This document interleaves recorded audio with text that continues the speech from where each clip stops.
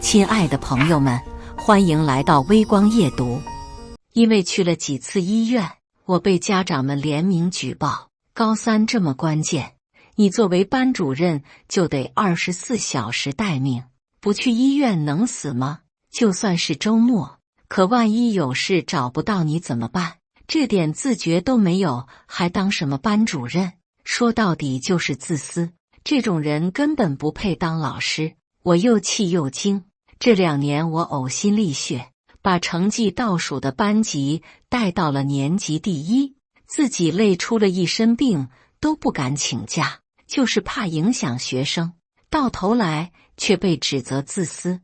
而我的学生得知我被举报后，个个一脸冷漠，事不关己，心寒了。这班主任谁爱干谁干吧。几个月后，这群家长站在我家门口，严老师，求求你回来吧。接下来开始我们本期故事，记得点击订阅并开启小铃铛。我被举报了，全班家长联名投诉我不负责任，要求学校立刻撤掉我的班主任职务和数学任课资格。校长把这件事告诉我的时候，我感觉自己像被雷劈了。自打我接手这个班级以来，劳心劳力，累死累活，永远把学生放在第1位，就差把心掏出来了。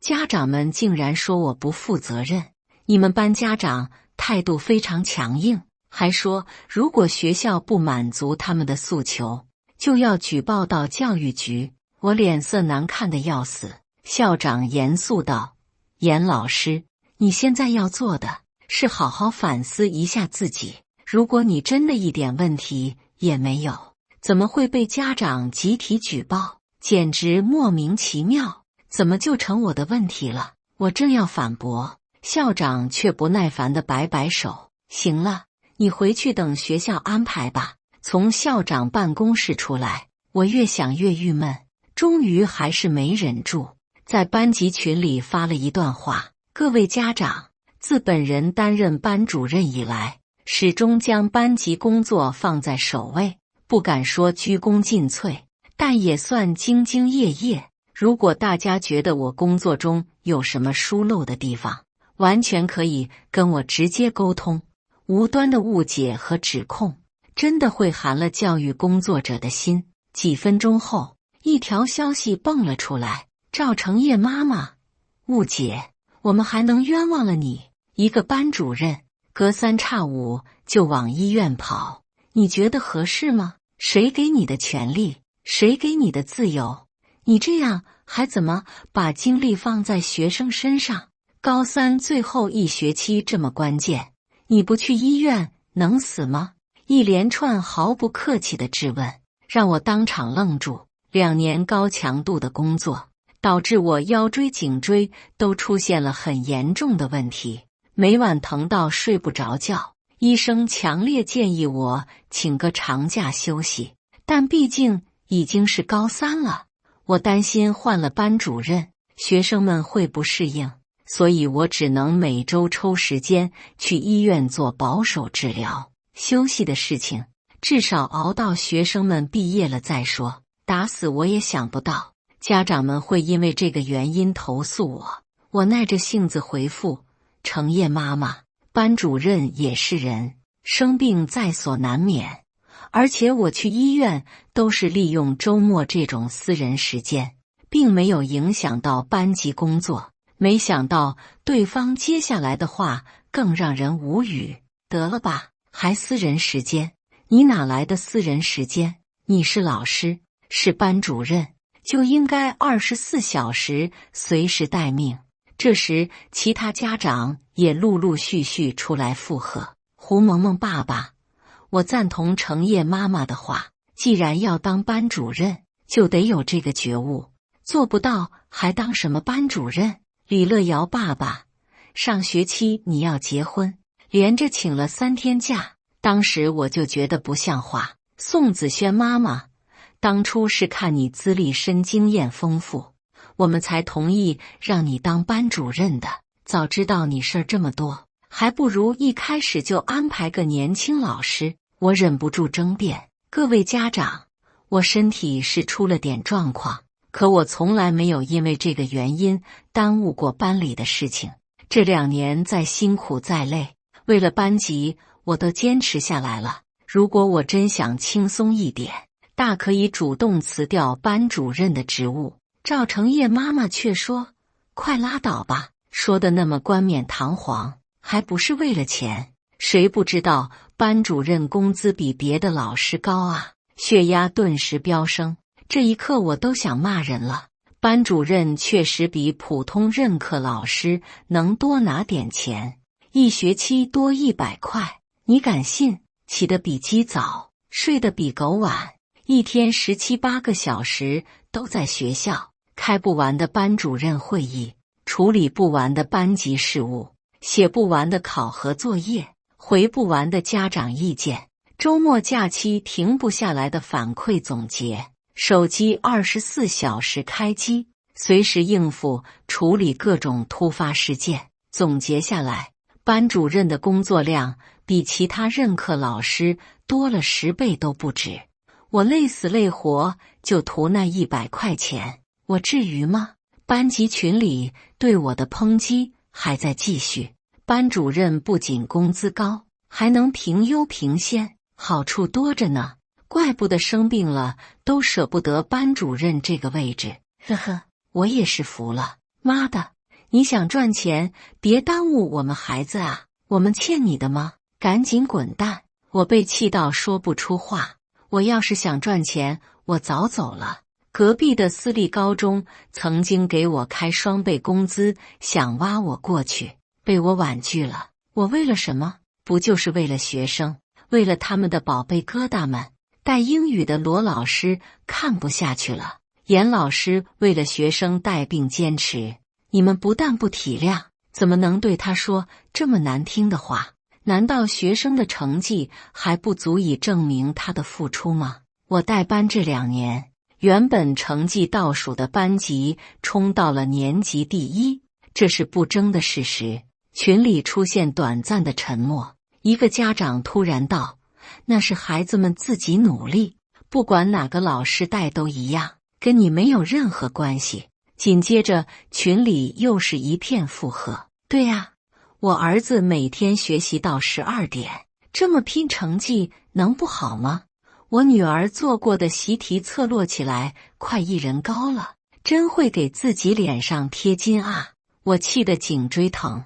学生们是努力，但那是靠我逼着才养成的学习习惯。我说句不好听的，6班学生底子差，基础薄，学习缺乏主动性，但凡换个责任心稍微差点，能力稍微弱点的老师都绝对带不动。这2年，我无数次熬夜设计适合我们班学生的个性化教学计划，放弃每天休息时间给学生提供1对1辅导，晚饭总是一个面包1瓶水对付，周末和假期免费在家给学生补课，自费给学生买各种学习资料和奖品。我敢说，我比学校里任何一个老师都要用心。可现在这群家长却说，学生的成绩跟我没有任何关系，没有任何关系。我气道，既然大家觉得学生成绩全靠自己，那我在下班时间做自己的事，又能对他们有什么影响？家长们七嘴八舌地反驳，怎么，学生只看成绩就行了吗？我问你，如果我孩子在学校没吃饱饭怎么办？忘记喝水怎么办？衣服穿少了，感冒怎么办？身体不舒服怎么办？孩子们本来学习就够累了，打扫卫生这些杂事也该班主任来负责。每天晚自习结束太晚，要我说，班主任就应该负责把学生送到家。罗老师给我发消息，这群家长我看是疯了吧？班主任难道是学生保姆吗？我看着群里不断跳动的消息，太阳穴突突的，深吸一口气，我用最后一丝耐心诚恳道：各位家长，还有不到半年就要高考了，我恳请大家相信我，给我一次机会，我保证自己会尽最大的努力，站好班主任的岗。赵成业妈妈一句话，让我瞬间破防，还真是死皮赖脸。你该不会是想事后报复，给我们孩子穿小鞋吧？赵成业妈妈一句话，让我瞬间破防。行行行，这班主任我不干了。我花了几个月时间，为全班所有人制定了2轮、3轮的复习计划，一共45份，每份都不一样。虽然不能继续带这个班，可我还是希望走之前能尽自己最后一份责任和心意。午自习的时候，我走进教室，下面顿时响起一片抱怨的声音：靠，什么卷子怎么那么厚一摞？每天一睁眼就是学习学习，太累了，我真是要学吐了。又要占自习，这群兔崽子，累点怎么了？哪个高3生不累？我正要开口，赵成业突然大声问我：严老师，我们要是都考上1本了，你是不是能拿好几10万的奖励啊？我一时没反应过来，什么？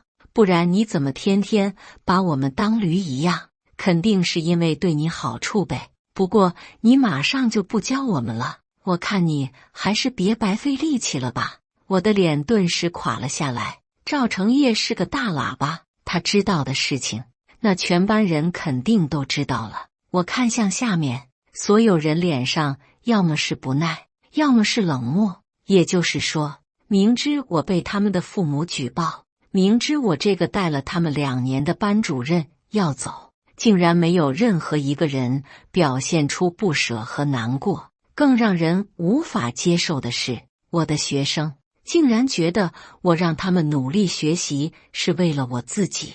那一瞬间，我不知道该怎么形容自己的心情。我冷冷道：哦，那你们继续上自习吧。走出去的那一刻，教室里响起一片欢呼。哦，阎罗王走喽，那以后咱们是不是就解放了？终于不用天天被他逼着写那些卷子了。我靠，我晚上做噩梦都是他，你们知不知道？太心寒了，我难受的一晚上没睡好。学校速度很快，第2天新班主任人选就定下来了，是按照那群家长的要求选定的，单身未婚，性子老实，而且人就住在学校的教职工宿舍，真正的一天24小时都在学校。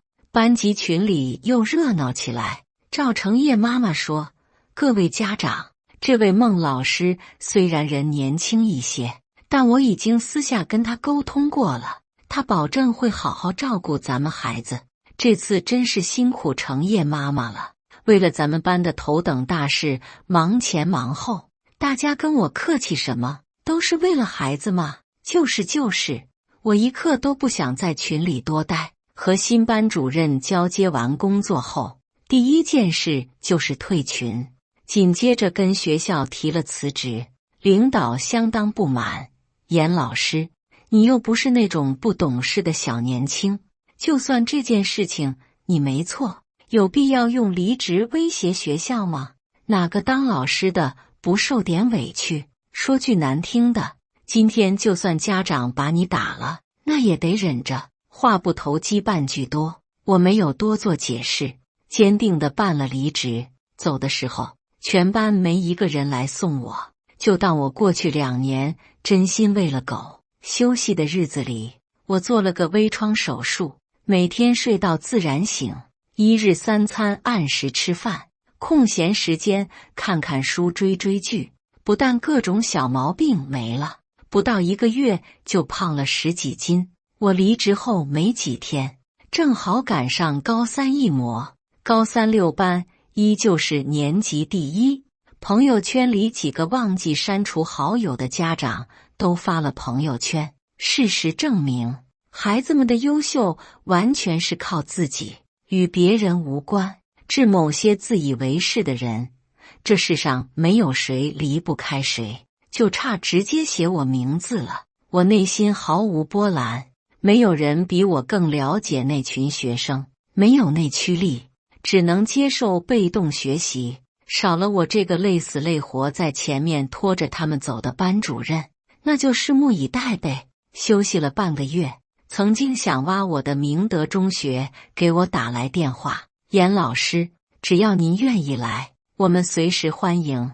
他们依旧承诺，愿意给我开之前薪资的双倍。去之前，我提了一个要求，坚决不做班主任，当个任课老师，就不用操心做不完的班级管理，不用费心维护家校关系，不用面对各种奇葩的人和事，不用担心没有一点私人空间，只把工作重心放在自己的教学上，就不会因为投入感情却得不到任何回应而难过。严老师，你能来真是帮我们大忙了。之前的数学老师休了产假，我们正发愁呢。新班级的班主任开心地跟我说道，我带的还是毕业班。班主任李老师把我拉进高三2班班级群以后，我公事公办地打了声招呼，没想到家长们兴奋了。您就是之前在一中的那位严老师吗？严老师，我看过您的数学公开课，深入浅出，生动风趣，讲的实在是太棒了。本来还挺焦虑的，没想到是严老师来带咱们班的数学，突然就不担心了。我礼貌回应，谢谢各位家长的肯定，我会尽我的努力带好咱们班的数学。如果大家对我的教学有任何意见和建议，可以随时找我沟通。本以为会有人来加我好友，我原来带的班，家长们要加所有科目的老师，就是为了随时跟老师联系，根本不在乎什么边界感这种东西。可出乎意料的是，这个群里没有任何一个家长来加我私聊。严老师太客气了，您是专业的，我们只要相信您就行了。一位家长又道，严老师刚来，肯定有很多事情要忙，咱们还是不要打扰严老师了。对，实在是太激动了，一时没收住。严老师，您快去忙吧。可能是因为私立本来够卷，学生们非常积极主动，我很快就适应了新环境的工作。而一中那边，高3 6班的新班主任似乎也不是很顺利，上任还不到1个月，也跟我一样被家长给举报了。举报理由很扯，老师不接家长电话，罗老师给我转述的时候，气的话都说不利索。就因为没接电话，家长直接跑到学校扇了孟老师一巴掌。我一惊，居然动手！人小孟老师在上课，怎么接电话？而且家长打电话，你知道是为什么吗？就为了让老师给他儿子充饭卡。我的妈呀，他儿子都多大了，自己没手吗？我默然不语，是那群家长能干出来的事儿。当初我在的时候，微信必须24小时在线，半夜打电话也不能不接。学生在学校没吃饱饭，少喝了水，连衣服领子脏了这种事都要找我。有孩子住校的家长还会问我能不能帮忙洗衣服，理由是他孩子在家从来没洗过衣服。现在回想起来，可能就是因为很多次无理要求都被我拒绝了，才惹的那群家长对我早就不满了吧。这个打人的家长不是别人，正是赵成业妈妈，被家长当着全班学生的面打耳光。家长不但不道歉，还恶人先告状，又把自己给举报了，是个人都接受不了。小孟老师当即就表示不干了。我赶紧问，那学校的态度呢？自己的老师无故被打，总得主持公道吧。说到这个，罗老师更生气，别提了，学校现在不许小孟老师报警，还说让他反思自己的问题，说什么如果不是他没有及时处理学生问题，事情就不会发展到现在。气死我了，又是让老师反思，这特么是人话吗？有病吧？可不就是有病。罗老师愤愤不平道，这件事如果他们不给小孟老师一个交代，我们这些任课老师也心寒了。末了，他又补充了一句：严老师，当初你离职我还觉得没必要，但现在我才觉得你是明智的。摊上这群颠公颠婆家长，还有这么恶心的学校，真是不想干了。都说老师是个体面光鲜的职业，可外行哪知道老师的辛苦和酸楚呢？小孟老师被长乖的事情，最后以学校将他调到高一去代课结束，直到最后他都没等到赵成业妈妈的道歉，连着逼走2个班主任。一中老师对高3、6班退避三舍，没人敢接这个烫手山芋。没有班主任，那群家长又开始闹事，扬言学校再不安排新的老师，他们就要去教育局举报，打市长热线，还要找媒体曝光。校领导们最后实在没办法，只能把一个已经退休的老教师返聘回来。家长们虽然不太满意，但是总不能没人给学生上课，只好接受。他们也不想想，临近高考，班主任换了一个又一个，对学生怎么可能没有影响呢？对自己家孩子就那么自信吗？而我这边没有了烦心的杂事，没有闹心的人，工作状态比原来好100倍。现在正是2轮复习的阶段，1轮打基础，2轮查漏补缺，再次巩固。我跟学生们强调，我只要你们做到2件事。第一是心态放平，不管你的一模成绩是好是坏，分数高还是低，都不要影响你的复习进度。第二是保证足够的休息，但是其余所有时间都要拿来学习。至于如何制定复习计划，如何查缺补漏，如何重点突破，如何管理时间，这些方法或者技巧性的东西，我都可以帮助大家。只要你们愿意相信我。有学生举手，严老师，还有不到4个月了，你说我这种成绩不理想的人还能逆袭吗？我笑了笑，诚然。我说可以，也许会给你们一些人鼓励，但我不喜欢谈论这些不确定的东西，我只在乎方法论。把高考比喻成马拉松终点，我可以帮助你走在一条正确的道路上，然后帮助你走得快一些。努力是最不值得夸奖的优点，甚至都不算优点。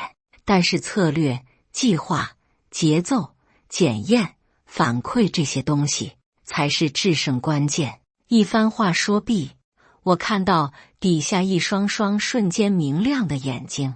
师生一起努力的日子过得飞快，全是高3学生2模的时候来了。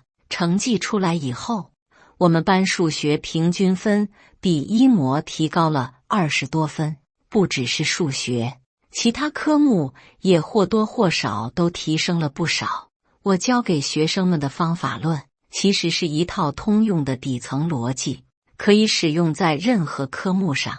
全班人欣喜若狂，家长们更是喜出望外，不住地对我表示感谢，更有甚者还要给我送花送礼物。我赶紧谢绝。有家长提醒，这样会给严老师造成困扰，还是算了，咱们做家长的安心配合老师，相信老师就是对孩子最好的帮助。对，孩子们复习辛苦，但我觉得老师才更辛苦。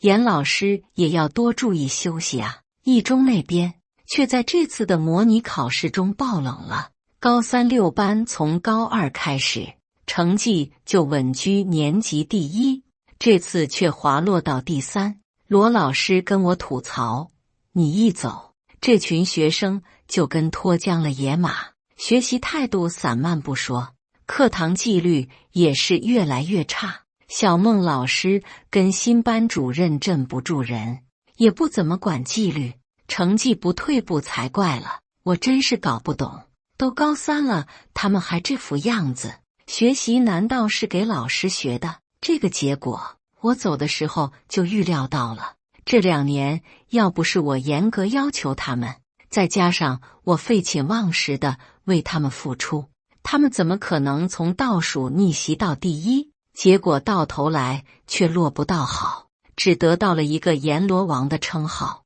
真是一群小白眼狼。现在没人管他们了，再加上连换几个班主任带来的混乱，影响学习那是肯定的，成绩退步了一点，这些学生还不觉得有什么，但是那群家长接受不了了，又开始闹着要换班主任，什么狗屁优秀教师，才来几天就把我们孩子成绩带退步了。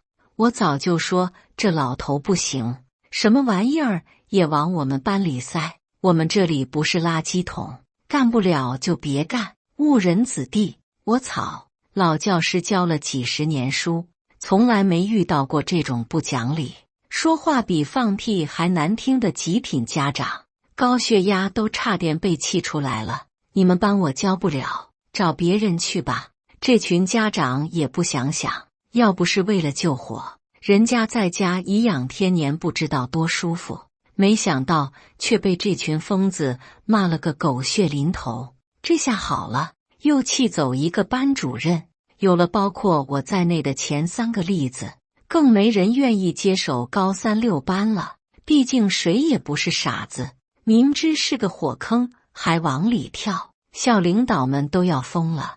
那群家长们这时候又想起了我，实在不行，还是叫严老师回来，让他把孩子们成绩提上来。赵成业妈妈给我打来电话，我一接通那边就开门见山，我们全班家长商议了一下，决定还是让你回来。我翻了个白眼，这位家长，你是不是忘了我已经离职了，不是一中的老师了？电话对面一副理所当然的语气，离职怎么了？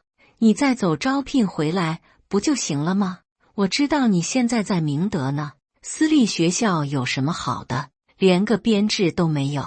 开玩笑，我脑子有坑吗？我果断拒绝，不好意思，我没有回去的打算。退一万步来讲，就算我回去了，也绝对不会再带你们班。赵成业妈妈登时大怒，我已经给你台阶下了，你还要怎么样？总不能就因为我们举报过你，你就记恨在现在吧？你这人怎么这么小心眼？电话那头声音嘈杂，隐约能听到还有人抱怨，造成今天这种局面还不都是怪他？他凭什么不答应？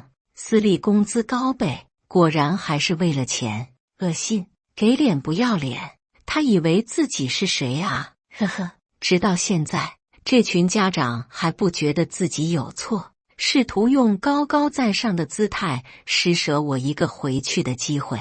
我不愿意，又给了他们审判我的理由。我骂了句神经病，挂掉电话。距离高考不到2个月了，复习已经进入了最后的冲刺阶段，实在没空跟无谓的人生气。一转眼又是1个月，到了高考前的最后一次模拟考试，成绩出来，我们班的平均分比一模整整提高了60分。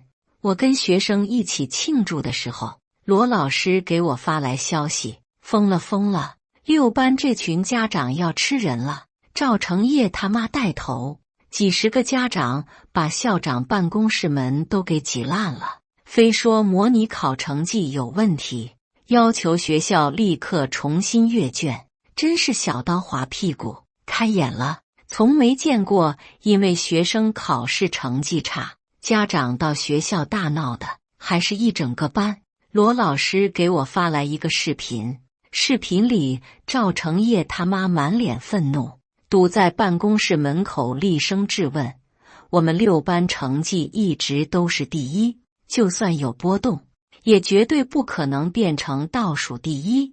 说这成绩没问题，谁信啊？你们是不是故意针对高3、6班？今天必须给我们一个说法。一群人站在他身后，异口同声附和，对，必须给我们一个说法。校长看上去在极力忍耐。各位家长，我再说一遍，电脑阅卷，老师不可能看得到考生个人信息，而且我们是双屏阅卷，2位老师同时批阅，电脑自动生成折合分数，根本不存在你们说的什么针对。赵成业他妈一口唾沫差点喷到校长脸上，你他妈放屁！你们就是针对，是报复。我问你，你搞自己的学生对你有什么好处？我们为了孩子想换班主任，这有错吗？啊，有错吗？你没孩子，你懂不懂为人父母的心情？还有不到1个月就要高考了，现在孩子们看到这个成绩，心态都崩了。你知道这对他们来说是多大的打击吗？其他家长群情激愤，要求学校立刻满足他们的诉求。混乱中，校长眼镜被挤掉，头顶仅有的几撮头发不知道被谁狠狠揪掉，彻底为他解决了地中海的烦恼。校长发出怒吼，打110，报警。最后在警察的见证下，学校调出了老师阅卷的监控视频，阅卷过程没有任何问题。可那群家长还是不满意，于是又随机抽取了高3、6班10来份试卷，当场人工阅卷，成绩相差无几。事实就是高3、6班成绩垫底，几个家长绷不住了，当场大哭。一场轰动全校乃至全市中学的闹剧总算是结束了。罗老师说起来仍旧心有余悸。严老师，我今天是真怕啊，万一那些家长一个不高兴，拿我们这群任课老师出气怎么办？今天他们走的时候还说要去教育局举报，我真服了，成天就知道举报。原来自从第3个班主任被气走以后，6班就没有班主任了，班级事务分摊到各科老师身上，数学课则是由其他班老师轮流来带，班级管理混乱就不说了，尤其是数学，教学进度都乱套了，学生们确实挺可怜的，但是我现在对他们没有丝毫同情。晚上回家，门口黑压压一片，把我吓一大跳，全都是熟悉的面孔。严老师，你赶紧回来吧。严老师，当初是我们不对，不该举报你，更不该把你赶走。严老师，我们跟你道歉，是我们错了。孩子们现在都慌了，只有你能帮他们了。所有人看我的眼神中带着迫切，语气里满是恳求。跟当初痛骂我的好像不是同一批人，我失笑，不好意思，我不是一中的老师，帮不了你们。赵成业他妈从人群里挤出来，双手提满礼物。严老师，我们知道你现在在明德，想回来也不是说办就能办的，所以我们全体家长已经想到了一个好主意，你从明德辞职，他们那边给你开多少工资，我们家长多给你3000，但是你必须保证这1个月所有的时间都用在辅导学生上面。我辞职就为了给你们的孩子教1个月，我是真服了这群人的脑回路了，怎么有脸说的？而且就3000，看不起谁呢？看我不说话。赵成业妈妈又试图道德绑架。严老师，人心都是肉长的，你肯定也不忍心看孩子们努力了3年，最后功亏一篑吧？6班的学生你带了那么久，现在孩子们成绩突然下降这么多，你要负责到底的。我心里冷笑，赶我走的时候说我是死皮赖脸，现在火烧眉毛了，想起让我负责了。我淡淡道，不对吧？当初是你们亲口说学生成绩好是自己优秀，跟我没关系，怎么成绩下降了就得我负责呢？胡萌萌爸爸赶紧跟我赔笑脸，严老师，那是我胡说八道，您千万别往心里去，孩子们之前的进步，那都多亏了您的悉心教导。是啊，我记得当初严老师每天去的最早，走的最晚，何止呢？周末都在家给孩子们免费补课，现在上哪儿找这么负责的老师啊？主要还是严老师的教学方法有效，人热心又有耐心。哦，原来你们不是瞎子啊！我面无表情，可我现在时不时就要去医院，这种状态我怕误人子弟，不碍事不碍事，生病了去医院很正常嘛。我在明德下学期准备当班主任，班主任拿的钱比别的老师多，我可舍不得走。一群成年人想起了什么，又羞又臊，好半晌才有人开口：严老师，一中班主任补贴才100块钱，明德肯定也好不到哪儿去。您别说了，是我们错了，都是我们嘴贱，当初不该那么说您。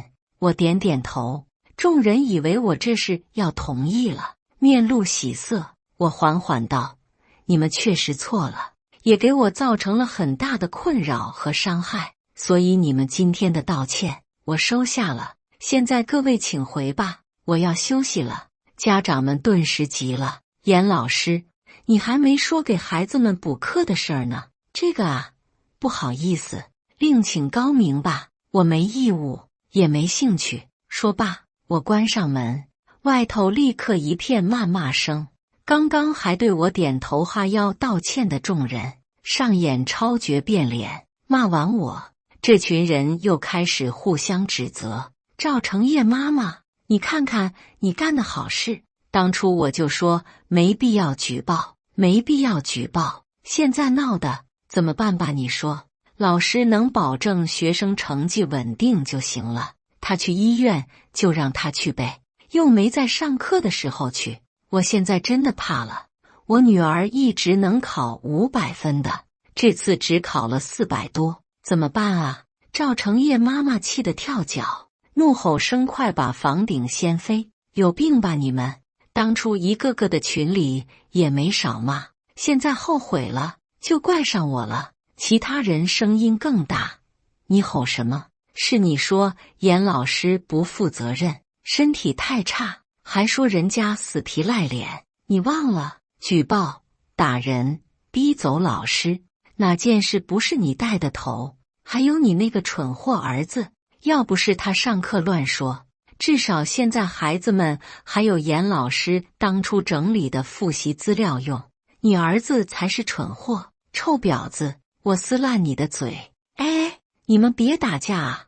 外头顿时闹得不可开交，我直接叫保安来，把人通通轰走。本以为这件事就这么结束了，第二天一到学校才发现我又被人举报了。这次是匿名举报，指控我入职体检造假，说我有肝炎，有幽门螺旋杆菌，为了学生健康，要求学校立刻解聘我。我简直哭笑不得，这种恶毒又奇葩的举报理由，用脚趾头想也知道是谁干的。组长正色道：严老师你放心，这种不负责任的举报学校是不会相信的，我们一定是站在自己的老师这边。我点点头，却还是主动表示愿意配合学校调查，重新体检也没问题。二班的家长们不知道从哪听到了这件事，一个个都气炸了，但生气的对象不是我，而是举报的人。严老师，您千万别误会，这件事绝对不是咱班家长干的。就是啊，严老师一来，孩子们成绩一下子提高这么多，我们高兴还来不及呢，怎么可能舍得让您走？绝对是哪个红眼病干的！妈的，让我知道是哪个龟儿子，我饶不了他。严老师，你放心上课，不要被这些事影响，我们绝对相信你，说不感动是假的。家长们的信赖和理解给了我很重要的精神支撑，被一中那些极品家长造成的伤害也慢慢被抚平了。学生们跟我相处越来越融洽，我办公室每天都挤满了来问问题的学生。大家都知道我身体不好，忙起来总是忘记吃饭，我办公桌上时不时会出现一些小礼物，有时候是一个小卡片，上面写着严老师记得吃午饭，有时候是巧克力，有时候是几颗润喉糖，东西不贵重，但是心意沉甸甸的，唯有更加用心付出，才对得起这份信任。高考当天，我跟班主任在考场外陪考，冷不丁看到了赵成业，他一脸不爽走在前面，而旁边喋喋不休叉腰训斥的那个女人，不是他妈又是谁？你个臭小子，摆这副死人脸给谁看呢？什么叫你不想考了？你胡说八道什么呢？这1个月为了给你找名师补课，你知道你老娘花了多少钱吗？20万块啊！你们班其他人最多也就花几万块，你不考你对得起我吗？这女人嗓门太大，引得周围人纷纷侧目。赵成业害臊的不行，妈，你小声点行不行？少废话，你个没出息的东西！进了考场，给我好好考！再敢说一句丧气话，我打断你的腿！我听得啧舌。什么名师？收费20万！我给罗老师发了个消息，问他什么情况。3模以后，班里就没几个学生来上课了，都去外头补课去了。但是就剩不到1个月，你懂的，去外头全托又能怎么样啊？至于赵成业，好像听说他妈给找了个能押题的老师，那个收费贵得吓人，也不知道真的假的。我坐在角落，瞥了眼不远处焦躁的赵成业他妈，淡淡道：这家子明显是被人给骗了。半个月后，高考成绩出来了，明德中学高3 2班50个人，全员1本过线，超过一半的人满分在600分以上，同学们都发挥出了自己最好的水平。班级群里被家长们的感谢刷了屏。一中高3 6班过了1本线的只有10来个人，大部分人成绩比3模的时候还要差。去学校帮学生填报志愿的路上，我碰到了一中的那些学生，个个脸上一片愁云惨淡。看到我，他们心虚到不敢直视，咬着牙低头匆匆离开。